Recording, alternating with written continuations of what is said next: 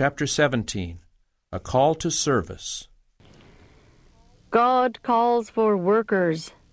The cause needs men who are self-made, who, placing themselves in the hands of the Lord as humble learners, have proved themselves workers together with Him. These are the men that are needed in the ministry and in the school work. Let those who have shown themselves to be men move out and do what they can in the Master's service. Let them step into the ranks of workers and by patient, continuous effort prove their worth. It is in the water, not on the land, that we learn to swim.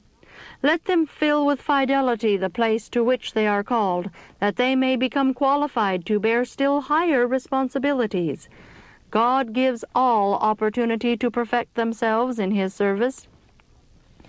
He who puts on the armor to war a good warfare will gain greater and still greater ability as he strives to perfect his knowledge of God, working in harmony with the plan God has laid down for the perfect development of the physical, the mental, and the spiritual powers. Young men and young women, gather a stock of knowledge. Do not wait until some human examination pronounces you competent to work, but go out into the highways and hedges and begin to work for God. Use wisely the knowledge you have. Exercise your ability with faithfulness, generously imparting the light that God gives you. Study how best to give to others peace and light and truth and the many other rich blessings of heaven. Constantly improve. Keep reaching higher and still higher.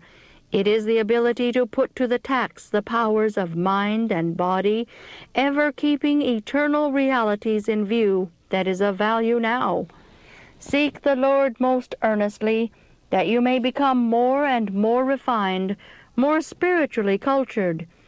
Then you will have the very best diploma that anyone can have, the endorsement of God. However large, however small your talents, remember that what you have is yours only in trust.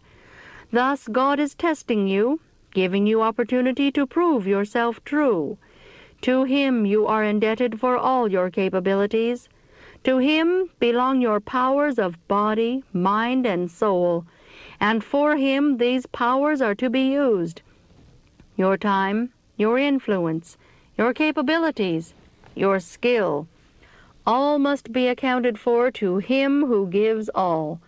He uses His gifts best, who seeks by earnest endeavor to carry out the Lord's great plan for the uplifting of humanity, remembering always that he must be a learner as well as a teacher.